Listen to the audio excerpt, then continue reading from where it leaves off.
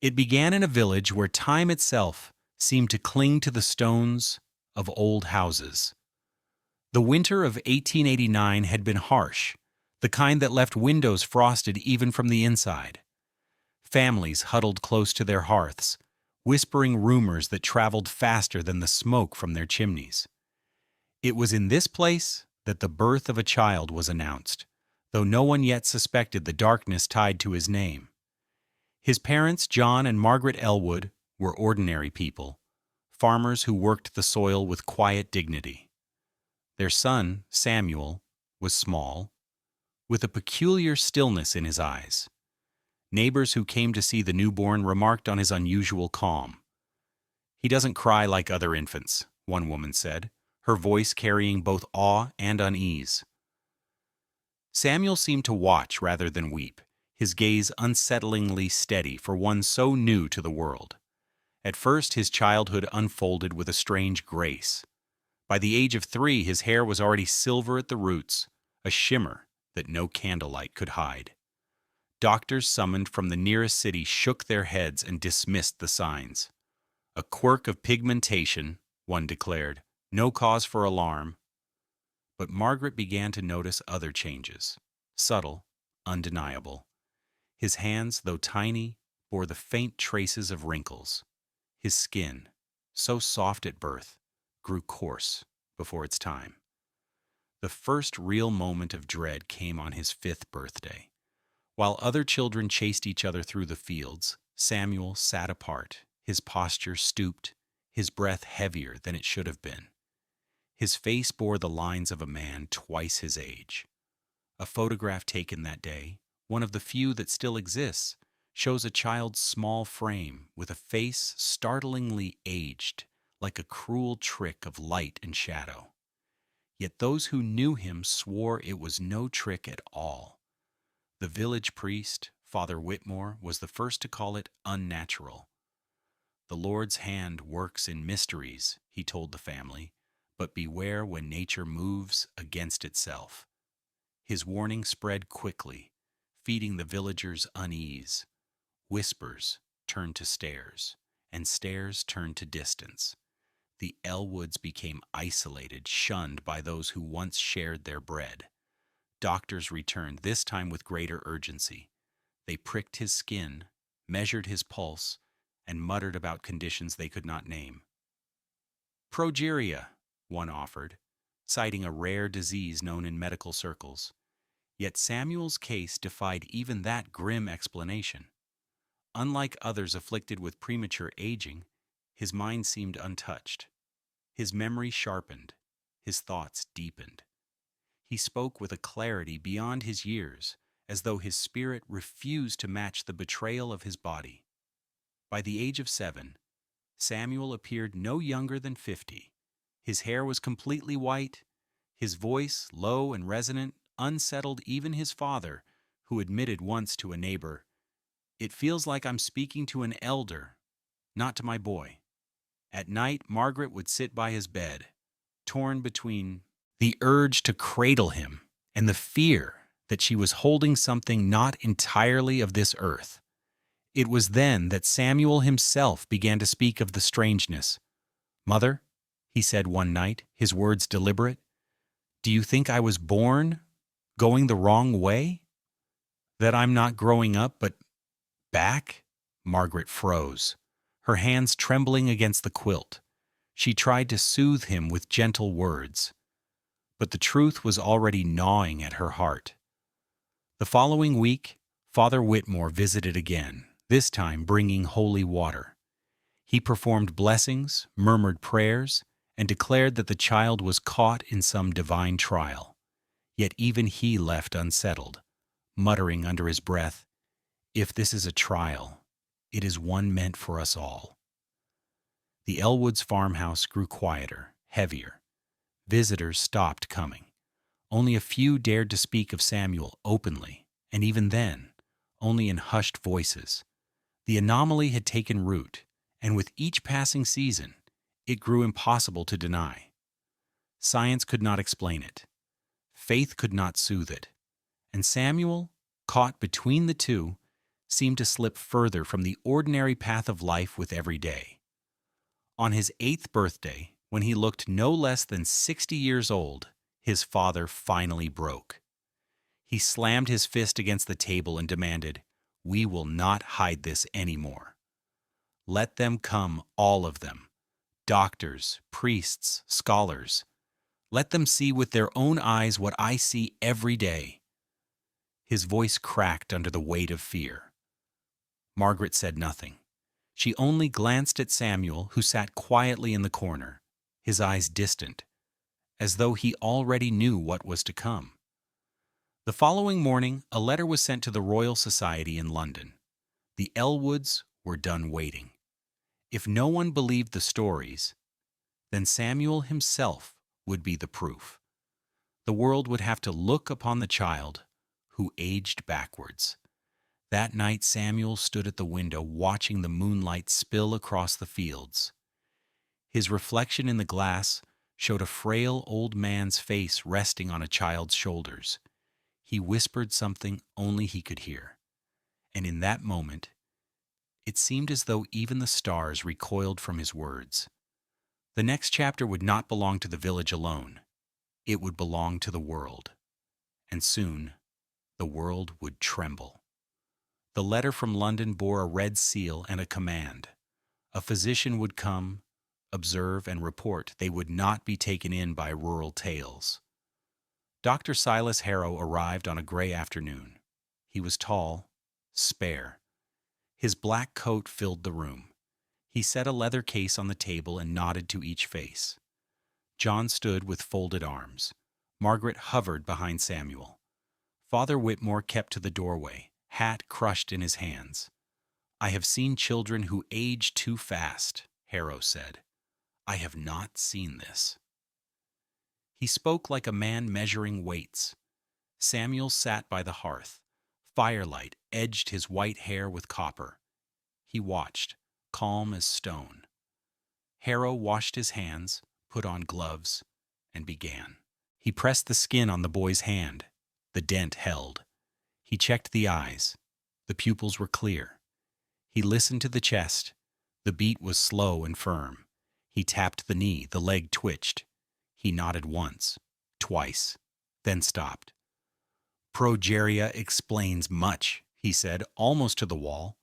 "So you can name it," John replied. "Names are not remedies."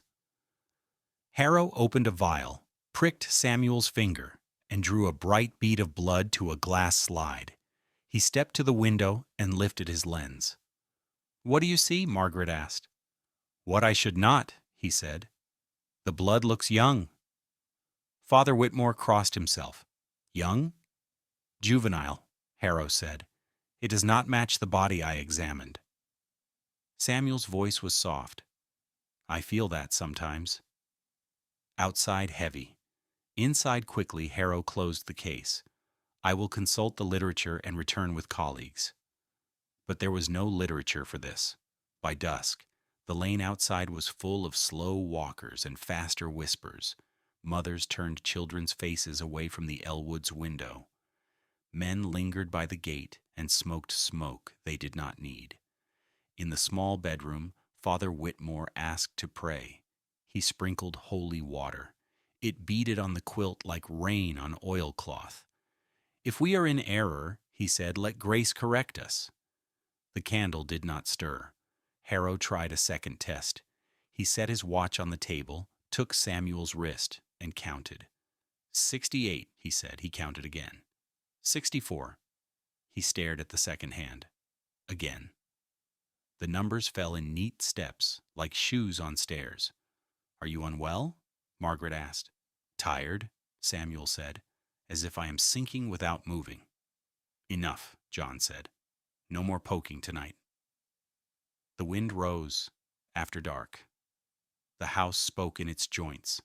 Harrow wrote in his notebook by the stove. Facts in one column, doubts in another. Margaret slept in a chair by the bed. Samuel's breath came even, then shallow, then even again. Near midnight, a soft crack broke the room. One of Harrow's empty vials had split cleanly down the side. He looked at his watch. It had stopped. He wound it. It did not start. Electric air can do this, he said, though the sky was clear. Fix it or leave it, John said. Samuel sat up. Do you hear it? He asked. Hear what? Margaret whispered. The ticking, he said. Not from the watch. From me. It is loud. It is wrong. Harrow moved to the bed. Where? Samuel touched his chest, then his temple. Here. And here. It is going backward. That is not how a heart works, Harrow said, and heard his own voice shake. Samuel looked at him with small pity. It is how it is. Harrow drew a second drop of blood for comparison. The needle pierced the skin. A bright bead rose. He bent to the light. The bead thinned. It did not fall. It slid back into the puncture like a drop caught by a thread. The hole closed. The skin smoothed. The blood was gone. No one spoke. Margaret covered her mouth with both hands. John took one step forward and stopped, as if the floor had turned. That is not possible, Harrow whispered. Samuel flexed his fingers. Cooler, he said. Lighter. The stopped watch on the table began to tick. The second hand moved the wrong way. Back, back, back. Each click seemed to chip at the room. The candle did something worse. A drip of wax lifted itself from the sheet and climbed back into the rim. The flame narrowed, then opened, as if learning a new breath. Father Whitmore fell to his knees. In the name of the Father. The prayer broke. Glass rang softly. Harrow had dropped the clean slide. It shattered at his feet. He did not move. Margaret reached for Samuel's neck and froze. The hair at the nape, white since he was 5, was darker at the roots. Not gray, brown new. She touched it. It felt like wet earth in spring. John, she said, look. Harrow lifted his lens out of habit and lowered it again. The lens was for small things. This was a large thing. He spoke the sentence he had hoped to bury. He is going the other way. Samuel closed his eyes. His face, lined an hour ago, seemed smoother by a breath. He smiled, a small, wrong smile that belonged to no age at all. The next breath came younger than the last. Word of the night spread before morning. By dawn, the lane was a slow river of boots. Mothers held children by the collar, yet leaned in to see. The Elwood gate creaked open and shut. Dr. Harrow had not slept. At first light, he sent a telegram to London. Urgent, anomalous, send witnesses. By noon, a second carriage arrived. Out stepped Professor Alistair Fenwick, a physiologist, and Miss Eleanor Rowe, a photographic chemist. Fenwick carried notebooks. Rowe carried crates of plates and a tripod under a black cloth. You claim the blood reversed, Fenwick said. I observed it, Harrow answered. You claim a clock moved backward. I saw and heard it, Harrow said, and the wax returned to the candle. Fenwick's pen scratched. We test. We do not fear. Rowe sat up near the window. Light is steady here, she said. I want a sequence. Samuel sat by the hearth again.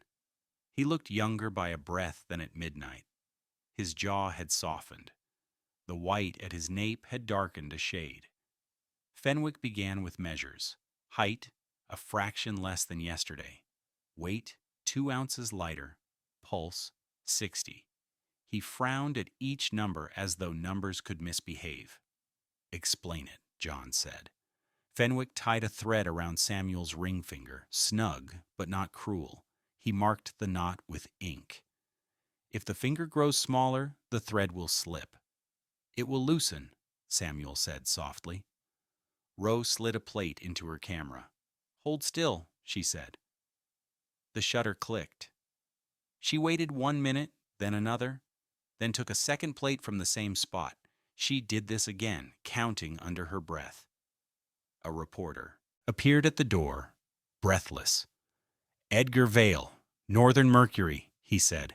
I have come to debunk a rumor. Then write quickly, Margaret said. It grows faster than the boy. Edgar sketched the room. Roe developed the first plates in the kitchen. She lifted the first image. Samuel's head, stern and old. She lifted the second. The jawline was smoother. The hair at the ear was darker. She looked at Harrow, then at Fenwick, as if expecting the century itself to object. 2 minutes apart, she said. Optical variance, Fenwick answered. Then variance obeys backward time, Roe said. Father Whitmore stood by the wall, hands clasped. He spoke to Fenwick with careful calm. You may measure this child all day. But if causation is undone, your rules cannot hold. Then we need new rules, Fenwick muttered. Edgar went outside and returned with a half-wilted violet from the ditch. He set it in a cup near Samuel's chair. Its head hung like a dozing bird. Control, he said. If the room misbehaves, let it show. The violet did not lift. Samuel watched the cup. It is not close enough, he said. I think it must feel me. Feel you how? Roe asked. As a clock feels a magnet, he said. Pulled, but not touched. Edgar slid the cup nearer, inch by inch, until it almost touched Samuel's knee. The violet's head trembled, then rose, not quick, but sure. It did not blossom. It only corrected itself petal by petal until it stood. The house held its breath. Harrow checked the thread on Samuel's finger. It slid, leaving a faint ink ring higher than the knot. He is shrinking, Harrow said, by imperceptible measure. Yet we perceive it. What of his mind? Margaret asked. You all watch his skin. You do not watch his eyes. Samuel looked at her. I feel the numbers, he said. They become harder to hold. Not gone, just lighter. Like chalk brushed from a slate, Fenwick leaned forward. Which numbers? My age, Samuel said. My first sums. The route from our door to the mill. Memory is not a clock, Fenwick said. Perhaps mine is. Roe returned to the camera. One more sequence, she said. She set a fresh plate, then stopped. The watch on the table clicked backward again. Only this watch moved. The others in the room ticked on. The backward second hand met the forward one in Harrow's pocket at a moment that felt like a held breath. Nothing broke. Yet every person in the room felt smaller. Edgar's face drained. I will write what I see, he said. Outside, a boy threw a stone at the gate. It struck and fell back into his palm, as if tied by a hidden string. His shout carried down the lane. Samuel turned to Margaret. I am not afraid, he said, but I am sorry. For what? She asked. For leaving the long way, he said. I think I will. Margaret's breath snagged. No, she said, you will not. Leave Roe lifted the last plate from the tray and stiffened. The face on the wet image was Samuel's, but not the one they had seen. It was smoother still, younger by a year than the first plate of the day. His eyes were bright, and his mouth bent toward a smile he had not yet smiled. A single drop slid off the plate and fell upward. By the fourth day, the Elwood farm no longer belonged to the Elwoods. Men in dark coats from London arrived with stamped papers and silent mouths. They carried trunks of instruments that gleamed in the light and spoke in clipped phrases about jurisdiction. A constable was posted at the gate to keep the growing crowd back. Neighbors pressed against the fence, whispering like reeds in the wind, trading rumors that swelled larger with each telling. Margaret watched strangers move through her kitchen as if it were a laboratory. She clutched her apron until her knuckles whitened. You will not turn my boy into an exhibit, she said. Madam, replied one official, a Mr. Redgrave, your son is a matter of national concern. You will find no choice in the matter. Samuel sat in the corner, smaller already than when Harrow had first entered the house. His hair continued to darken at the roots. His hands, once shriveled, now looked soft and rounded. Though the nails curved oddly, as if resisting the change. He spoke little, though when he did, the words carried a strange detachment. The officials set up a chamber in the barn, draping thick curtains to shut out the watching eyes of villagers. Inside, gas lamps hissed and shadows leaned. Fenwick and Harrow argued in low voices about blood samples and cellular theory. Roe arranged her cameras like a soldier placing artillery. The air smelled of oil and iodine. The first test was simple. They placed Samuel in a chair beneath a lamp and recorded his measurements again. His height had diminished further, 3 inches lost in as many days. His chest, once broad with age, was narrowing into that of a youth. "It proceeds at a steady rate," Harrow said, voice taut. "Not steady," Fenwick countered, "accelerating." He showed his notes where the slope of numbers fell like a hill too steep to climb. Roe exposed another plate. When the image emerged, Samuel's face looked like that of a boy of 12, though he had been born only 8 years before. "We are not just watching time reverse," she said. "We are watching it feed." Redgrave frowned. "Feed on what?" She had no answer. The constable stationed outside heard the murmurs of villagers. "The child draws life from us," one woman said. "Look at my roses. They've withered in days." Another swore his cow had stopped giving milk. Rumors tangled with fear until the night seemed swollen with them. Inside the barn, Samuel stirred. "They are afraid," he said. Fenwick leaned closer. "Do you hear them?" "I feel them," Samuel replied, "as if their fear pushes into me. And each time it does, I shrink faster." "Impossible," Fenwick muttered. Yet the ink thread tied around Samuel's finger slipped further while they watched. Margaret rushed forward. "Enough! You are tearing him apart." She pulled at the knot until the thread snapped. "You will stop your experiments now." Redgrave raised a hand. "Control yourself, madam." John Elwood, who had stayed silent, seized Redgrave by the coat. "That is my son. He is not your specimen." The constable rushed in, but Samuel's voice cut through the chaos. "Please." He lifted a hand that looked smaller than the day before. "Let them watch. I need them to see." Everyone froze. The boy's tone was neither child's nor man's, but something stretched between both, like a rope fraying in the middle. That night they left Samuel to sleep in the barn under Roe's watch. She kept her lamp low and her shutter ready. Around midnight, she noticed the hay near his cot shifting. She crept closer and gasped. The strands were green at the tips, as though spring had returned to dead stalks. The air itself smelled of new growth. Samuel opened his eyes. They were brighter, clearer, but unfocused. "Am I going back where I began?" he asked. Roe knelt. "Back where?" He shook his head. "Before." She steadied herself. "You mean before you were born?" "Yes," he whispered. "I think I will vanish into nothing if it does not stop." In the morning, Harrow examined him again. His teeth, once yellowed with age, had smoothed and shortened. One was missing altogether, as if it had retreated into the gum. "Digression," Fenwick said. "An inversion of biology." Redgrave snapped his notebook shut. "Then we must contain it. If this reversal spreads, it could undo more than a child." "Contain him?" Margaret cried. "He is a boy, not a plague." "He may be both," Redgrave said coldly. Outside, the villagers gathered in tighter knots. Some muttered prayers. Others hurled stones that bounced harmlessly from the fence. One old woman shouted, "That boy will take us all back to dust." By dusk, the tension broke. A group of men forced the gate and stormed toward the barn with torches.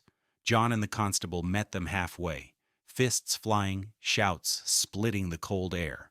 Fenwick tried to reason, but was struck to the ground. Flames licked dangerously near the barn wall. Then Samuel stepped out. He looked no older than 10 now, hair dark, cheeks smooth, eyes large. The torches dimmed in the hands of the men, their flames shrinking as if starved. The men gasped, dropped the brands, and fled. The fire went out without smoke. Everyone who remained stared at the boy. His small voice carried with terrifying calm. "I cannot stop. Every breath takes me further away." Harrow whispered. "Then what happens when you reach the beginning?" Samuel looked at him with those enormous eyes, and for the first time, there was fear. "I think," he said, "there will be nothing left." The morning after the riot, the farmyard was silent, except for the crows that circled above the broken gate. John hammered the fence back into place with heavy blows, each strike echoing his fury. Margaret sat on the porch steps, her face pale and hollow. Inside the barn, Samuel lay on his cot, smaller again. He could not have looked more than 9 years old. Dr. Harrow stood beside the cot, scribbling notes in a hand that trembled. "Rate of reversal increasing," he muttered. "Skin elastic, teeth vanishing, hair regaining pigment." He stopped, staring at the boy. "Every sign suggests he is sliding toward infancy." Professor Fenwick paced the length of the barn. "If he continues, he will reach 0. But what lies beyond 0? He slammed his notebook shut. "Is he unraveling himself? Or all of us?" Miss Rowe, pale from lack of sleep, developed the latest glass plate in the basin. She held it up to the light. The image revealed Samuel's face, smooth and round, unmistakably that of a child several years younger than the boy she had first photographed. "This is proof," she whispered. "The world will have to believe." Samuel stirred. "Do not show them," he said, voice thin but steady. Rowe lowered the plate. "Why not?" "Because they will come with more cages," he answered. Margaret rushed to his side, stroking his hair. "No one will cage you, my love." But her eyes darted toward Redgrave, who had entered quietly with 2 uniformed men. "The government cannot allow this to spread unchecked," Redgrave announced. "Arrangements are being made to move the boy to a secure facility in London." John dropped his hammer and strode forward. "Over my dead body." Redgrave did not flinch. "If necessary," Harrow cut in. "You will not move him.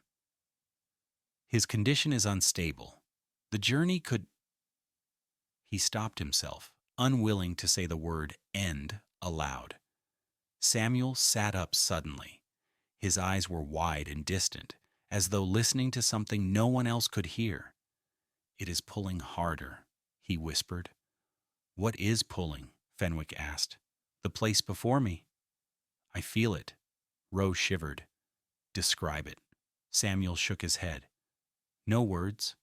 Only dark. Only silence." That afternoon, the villagers gathered again beyond the fence, drawn by a fear they could not shake. Mothers clutched their children, some crossing themselves, others muttering curses. An old man shouted, "He will erase the village. He will drag us all into the grave." The cry spread like fire. Stones rattled against the gate. Inside, Margaret wept into her apron. "They will kill him," she said. John planted himself in the doorway of the barn, jaw set. "They'll come through me first." But Samuel's small voice silenced them all. "They are not wrong," he said. The words fell like stones in water. "What do you mean, child?" Harrow asked. "I feel them in me," Samuel said. "Every look, every fear, it feeds the pull. The more they gather, the faster I go." Fenwick staggered back, struck by the possibility. If that is true, then the anomaly is not only in him, it is relational.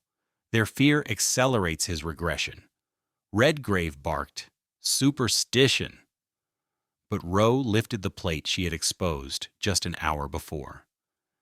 Samuel's features in the photograph already looked younger than the boy now sitting before them. The crowd's presence had hastened the change. Outside, the villagers began to chant, "End it! End it before it ends us!" John slammed the door. "They will not touch him."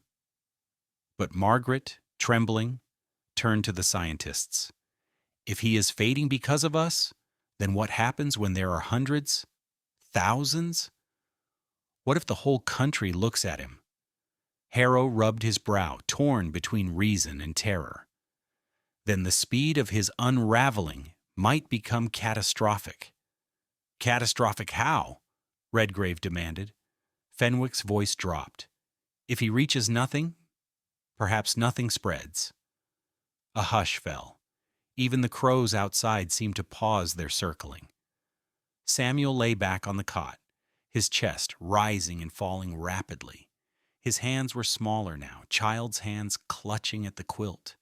He looked around the room, his gaze older than his body. "I do not want to take you with me," he said. Margaret bent over him, tears streaking her cheeks. "You will not. You will stay." But Samuel shook his head. "The beginning waits. It is stronger than me." That night, Rose sat awake in the barn, lantern burning low. Samuel's breathing had become shallow. She set her camera to capture a long exposure, hoping to catch what the eye could not. Hours crawled by. Then the lantern flickered strangely.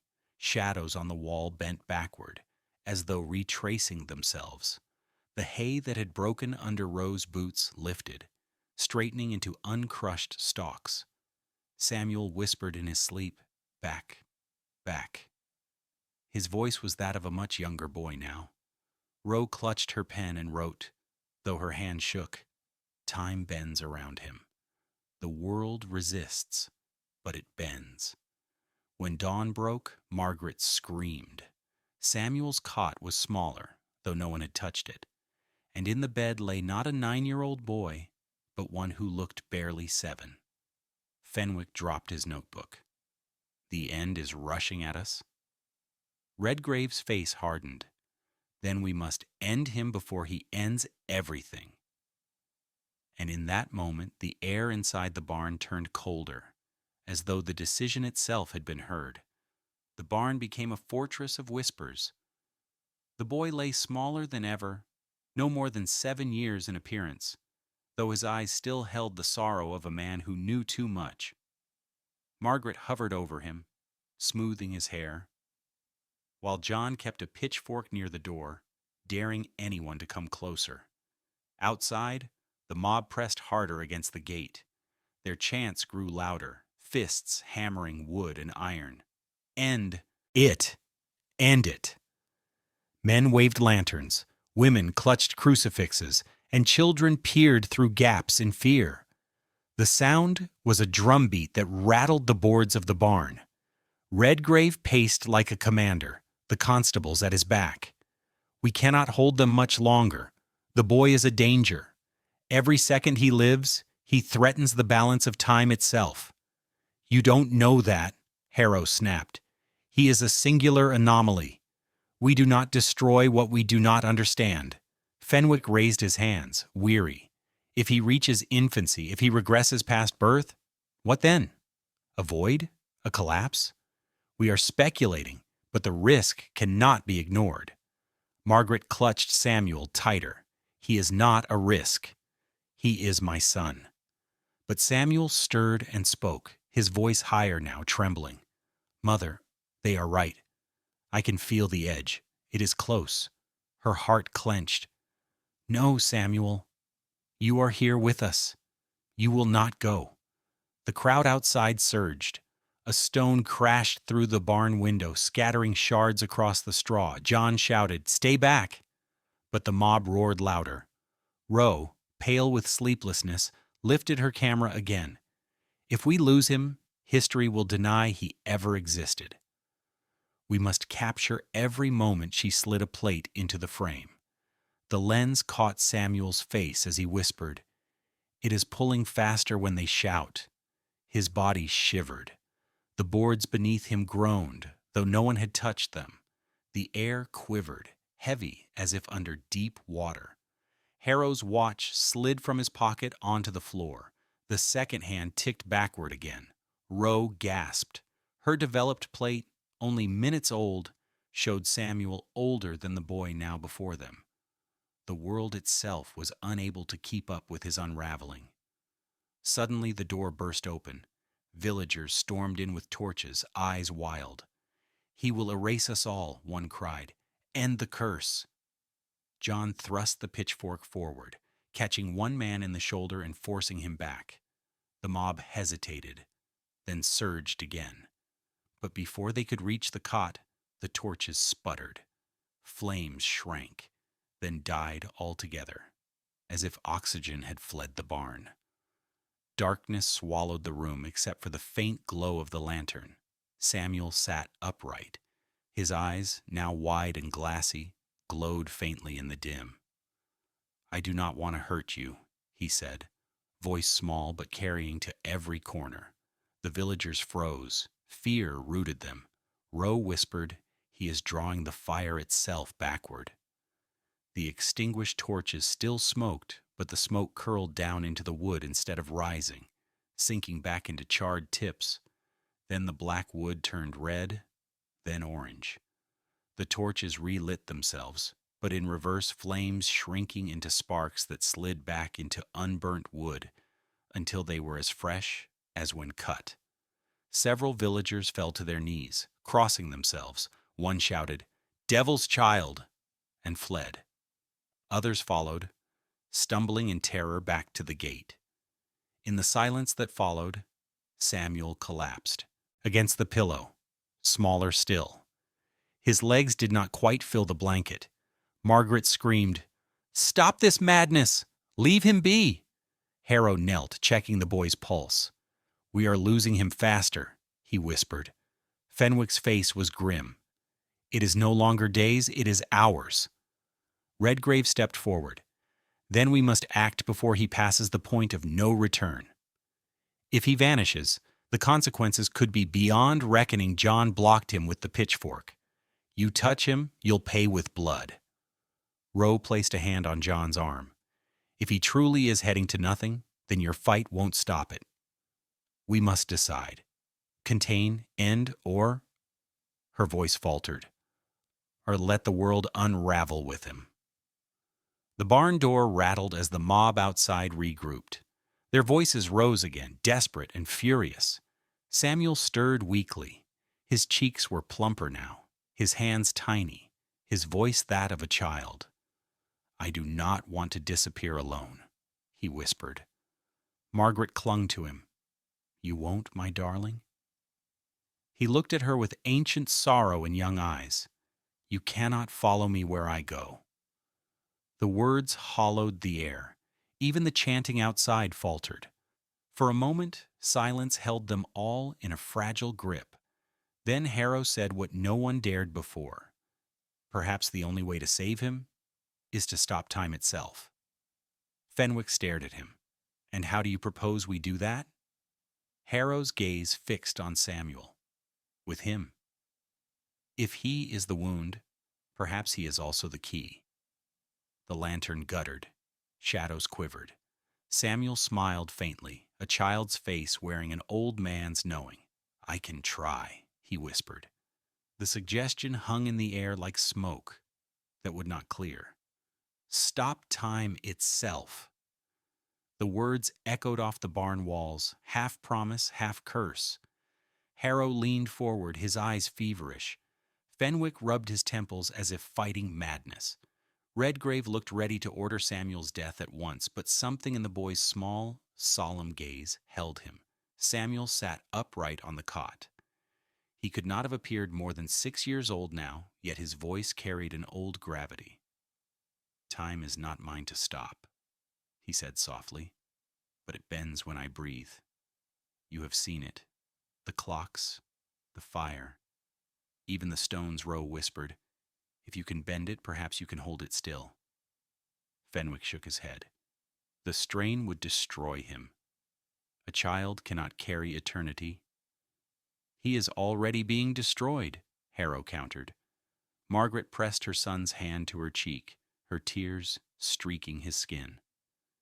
"You will not ask him to bear more. He is just a boy." But Samuel looked at her, calm, resolute. "If I do nothing, I will vanish. And if I vanish, you may vanish too. I can feel the pull. It does not end with me." The barn door rattled again as the mob outside threw themselves against it. Shouts pierced the night. "End him before he ends us." John braced the door with his body, pitchfork in hand, but each slam made the hinges scream. "We are out of time," Harrow said grimly. "Either we attempt to anchor him, or they will tear him to pieces." Redgrave snapped, "Anchor? To what?" "To the moment," Harrow said. "If he can lock himself to now, hold the unraveling in place, perhaps it will halt the reversal." Fenwick whispered, "Or freeze us all with him." Samuel looked around at the frightened faces. "I can try," he said again. The decision was made without a vote. Harrow and Fenwick cleared the straw, arranging their instruments around the cot as though ritual could steady science. Rowe positioned her camera, muttering that history demanded witnesses. Margaret knelt beside Samuel, clutching his hand. John stood ready at the door, his body a shield against the mob. Harrow spoke low and urgently.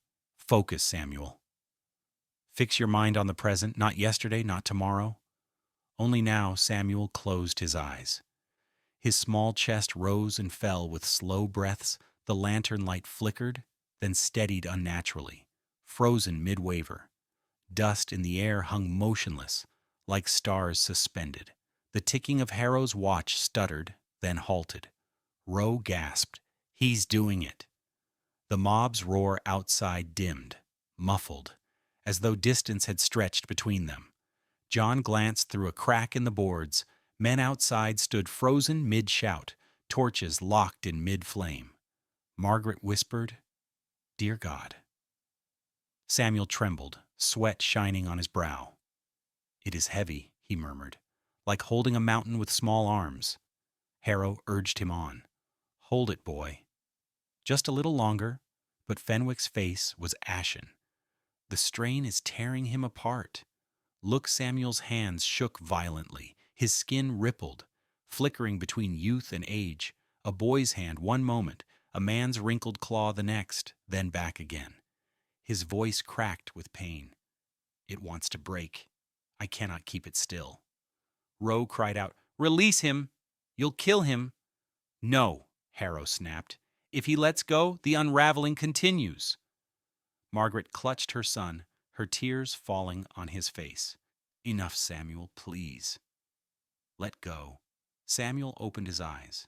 They glowed faintly, reflecting the lantern flame that had ceased to flicker. He looked at her with sorrow. "If I let go, there may be nothing left of me." Her sob shook the still air. Better nothing than this torment. For a long, impossible second, everything held, dust unmoving, torches frozen, the very breath of the world caught between heartbeats. Then Samuel gasped, a child's thin sound, and released his grip. The barn shuddered as time lurched forward again. Dust fell. The lantern flame danced. Outside, the mob roared back into motion. A torch slammed against the gate, sparks scattering. Samuel collapsed against his mother. He looked even smaller now, no more than 5 years old. His hair was dark, his cheeks round, but his eyes were wide with terror. "I felt it," he whispered, "beyond the beginning. Waiting. Empty." Fenwick stared, horrified. He touched the void. Redgrave barked, "Then we cannot risk another attempt. If he tries again, he may tear the fabric altogether. But if he does not," Harrow said, "he will soon cease to exist." Rowe whispered, "And perhaps take us all with him." The mob outside struck harder at the gate. The wood cracked. John turned, face grim. "We can't hold them back much longer." Margaret clutched her son. "Then we run." Redgrave snapped, You cannot hide him from the world. But Samuel, pale and trembling, lifted his tiny hand. No, I must face it. The beginning is close. His voice carried over the hammering outside, chilling them all. The gate finally gave way. Wood splintered, hinges screamed, and the mob spilled into the yard like a flood loosed from a dam. Their shouts were a storm of fear and fury. Torches waved above their heads, casting jagged light across the farmhouse walls. John braced the barn door with his shoulders, but the wood groaned under the pounding fists and boots outside. "They'll break through," Roe cried, clutching her camera close. Redgrave barked to the constables, "Hold the door. By law, no harm must come to the boy until the Crown decides." The constables hesitated. Law meant little when faced with a mob of their own kin. One of them muttered, "They'll tear us to pieces, too." Inside, Samuel stirred on his cot. He looked no older than 5 now, his face soft and small, his voice piping and fragile. Yet his words struck like a hammer. "They are right to fear." I feel the pull growing. The beginning is almost here. Margaret clutched him close. "No, no, my darling, you will not leave me." Samuel shook his head. "I cannot stop it. The beginning wants me back." The mob outside screamed, "Burn the barn! Burn it!" A torch slapped against the wall, leaving black streaks. Smoke crept through the cracks. John's roar shook the rafters. "You'll not harm my boy." He jabbed the pitchfork through a gap, scattering men backward, but more pressed forward, and the door sagged against his weight. Harrow turned in desperation to Fenwick. "We must intervene before they destroy him. If Samuel vanishes, we may all vanish." Fenwick's face was pale, sweat dripping from his brow. What intervention? "He is reversing beyond the reach of medicine. We have no anchor." Roe clutched her notebook, her voice fierce. "If the crowd accelerates him, then perhaps isolation could slow him." "Take him away, away from eyes, away from fear," Redgrave snarled. "Escape? Impossible. The roads are blocked. Word of him has traveled for miles. Wherever he goes, the mob will follow." Another crash shook the barn. The hinges tore. John staggered but held firm. Samuel opened his eyes wide, their glow faint but unearthly. "It will not matter." Even alone, I feel it pulling harder. The beginning does not need a crowd. It is stronger than all of you. A silence fell inside, broken only by the mob's roars outside. Harrow whispered, "Then what happens when you reach it, boy?" Samuel's tiny hands clutched at the blanket. "When I reach the beginning, there will be no me." "And maybe not you," Margaret sobbed, pressing her face to his hair. "Then I will go with you." "No," Samuel said, his voice shaking. "No one can follow." The barn door buckled inward. Torches flared. Smoke thickened. Margaret screamed as sparks leapt into the hay. Then something impossible happened. The flames did not spread. Instead, they shrank, curling inward, torches sucking back their fire until only blackened wood remained. The smoke that had filled the rafters funneled downward, sliding back into the sticks that had produced it. The barn filled with an eerie stillness. The mob froze in terror. Some dropped to their knees. Others turned and ran. Samuel's voice, childlike but echoing with unnatural weight, filled the barn. "Time does not want me. Time wants to erase me." Harrow fell to his knees, trembling.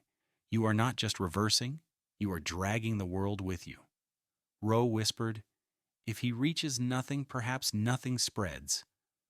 The thought spread through them all like cold. Margaret clutched Samuel tightly, her tears falling onto his small hands. "Then what must we do? Tell us, Samuel. Tell us." He looked at her, his eyes full of sorrow, too large for a child's face. "You must let me go." "No," Margaret screamed, shaking her head.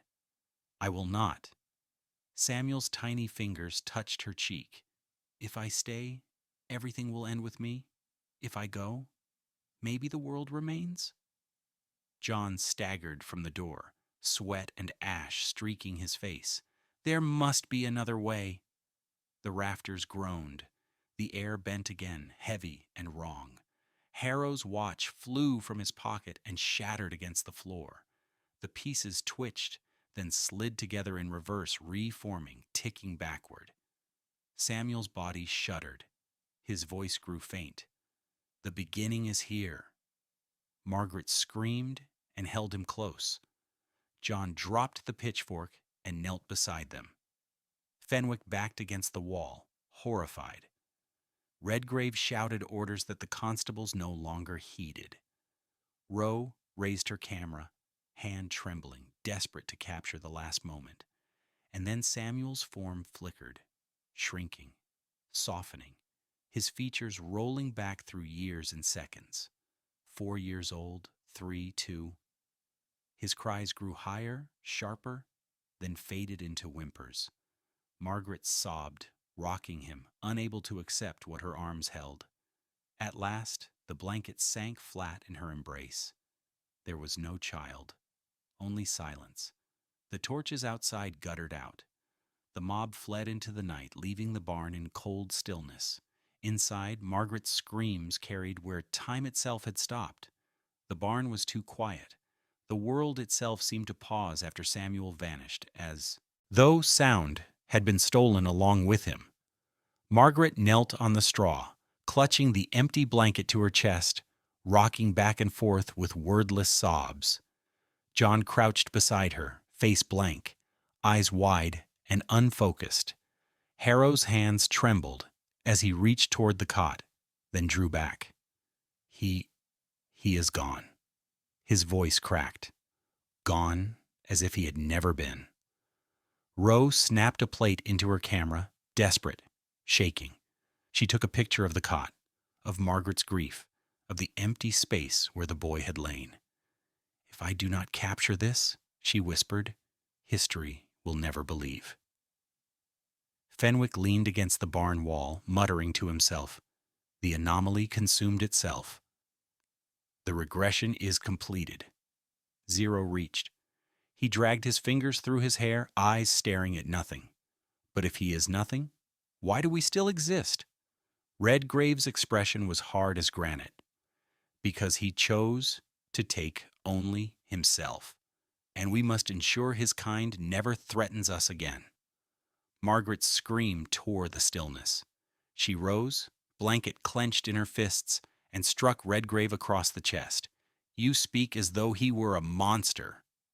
He was a child, my child. She collapsed against John, who held her tightly, though his own body shook with rage. Outside, the last of the mob melted into the night, torches abandoned. The farmyard lay empty, as though the world had recoiled from what it had seen. Harrow picked up the shattered watch that had mended itself minutes before. It ticked backward still, steady and strange. Something remains, he said softly. A residue. Proof that he has not been erased entirely. Rose set her camera down and leaned closer. You think he left an imprint?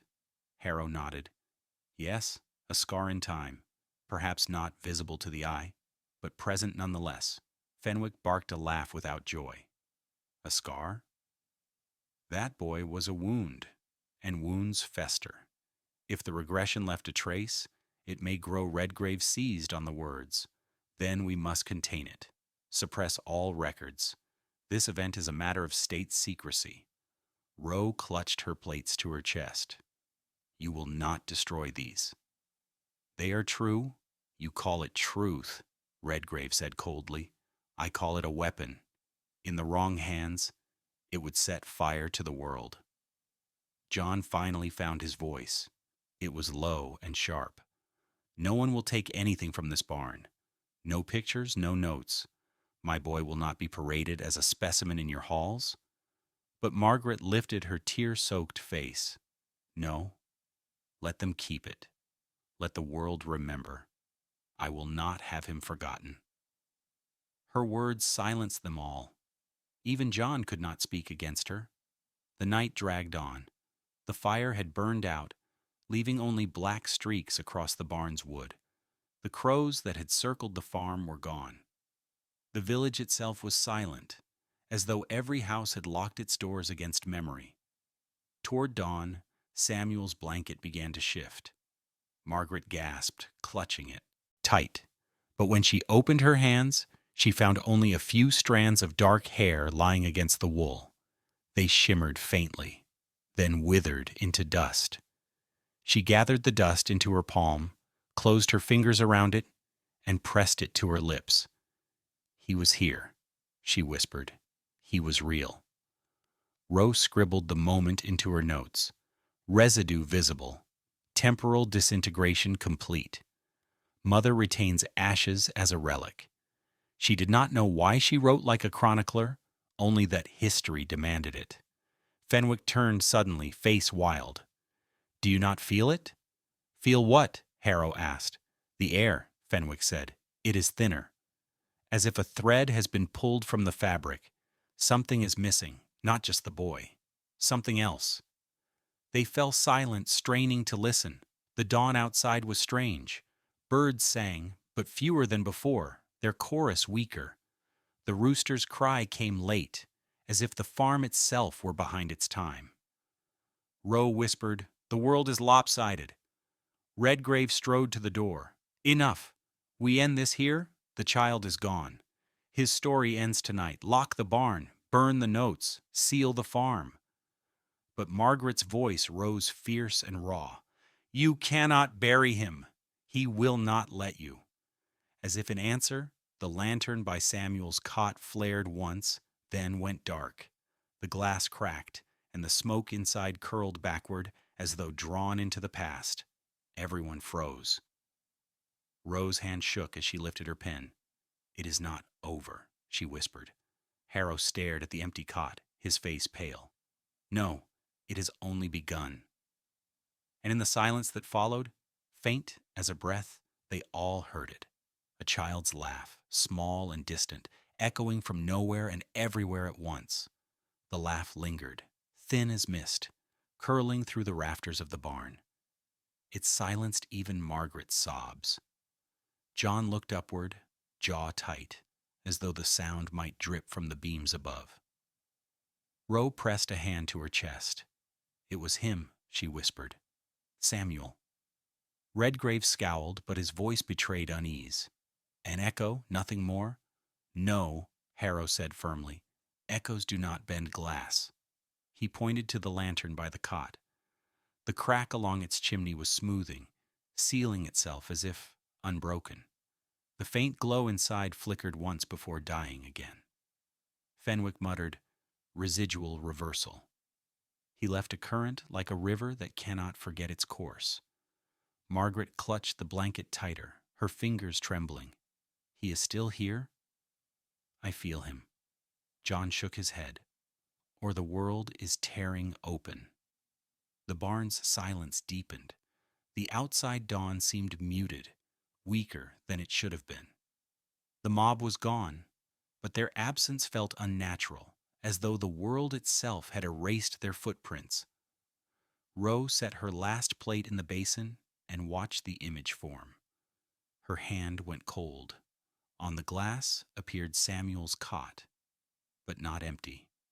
A shadowy figure of a child lay there, faint, translucent, blurred at the edges. His face was turned away, yet unmistakable. She held it up with shaking hands. "Look, he's not gone." Harrow stared, his face pale. "No, he has become untethered." Redgrave stepped forward and smashed the plate from her grasp. It shattered into 100 pieces on the straw.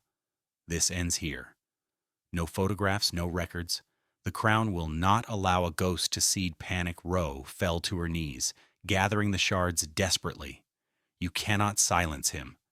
But Margaret rose from the cot, eyes burning through tears. "He will not be silenced. Not by you, not by anyone. He was my son."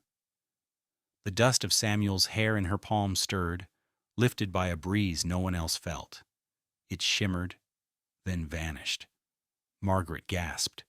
He took it. Fenwick backed away, muttering, "He has passed beyond matter, but not beyond time." A fracture remains. The rooster crowed late again, its cry strangled. The dawn light through the cracks dimmed instead of brightening. A reversal no one dared name. Harrow pressed a hand to the wall. "Do you feel it?" The boards themselves, they are younger. Sap runs where rot should be. Indeed, the barn wood seemed fresher, its age peeling away. A nail slipped free from the plank, the hole closing behind it, as if the iron had never been driven. John cursed under his breath. He is pulling the farm back with him.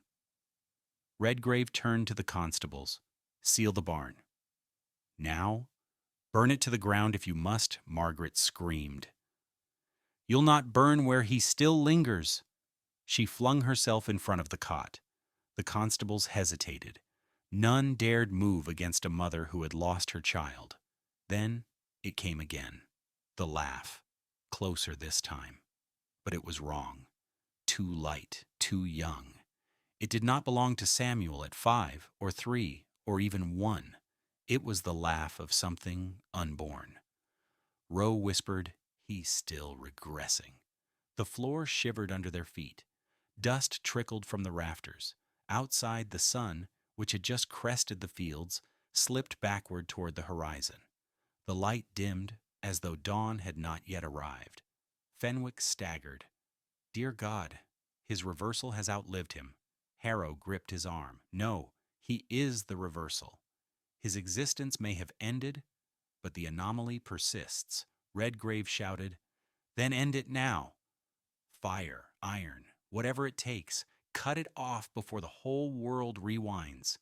But before any hand could move, the cot sank. The straw beneath it compacted, then rose, as though untrampled. The wood slats grew smoother, fresher, and then, impossibly, the cot itself faded. Margaret screamed and lunged forward, clawing at empty air. "No! Not again!" Roe grabbed her shoulders, holding her back. "He's gone further, past birth, past even memory." The silence was absolute. The barn smelled not of smoke or straw, but of new sap, raw and sharp, as though the building itself had just been raised. John whispered, "What happens when he reaches before the barn?" "Before us?" No one answered. They stood in the stillness, trembling, waiting. But nothing else happened. The sun hung low on the horizon, paused as if uncertain. The boards of the barn stopped shifting. The world held, wounded but intact. Harrow exhaled shakily. "It is over." For now Fenwick shook his head. "No, it is not over. The fracture remains, a scar in time. Perhaps tomorrow it will spread, perhaps in 100 years, but it will not heal." Redgrave straightened, his expression stone. "Then it will be buried. Officially, the child never existed. The villagers will be silenced. The farm was seized. The crown will control the story." Roe looked at him with hatred. "You cannot bury what the earth itself remembers." Margaret fell to her knees at the empty space where the cot had been.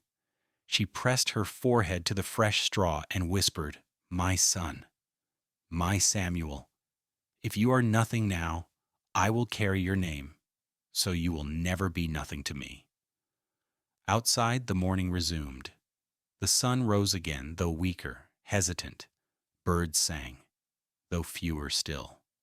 Life went on, but crooked, as if the world leaned on a broken spine. Inside the barn, the group stood in silence, each bound by what they had seen. Harrow clutching his watch that still ticked backward. Roe clutching her ruined plates. Fenwick mutters about scars. Redgrave plotting silence. And Margaret, rocking on the floor, whispering to a child no longer there. The laugh did not come again. Only the faint rustle of straw, the sound of something unseen settling into history. If you enjoyed this dark mystery, don't forget to subscribe for more untold stories from history. Let us know in the comments which strange cases you'd like us to explore next.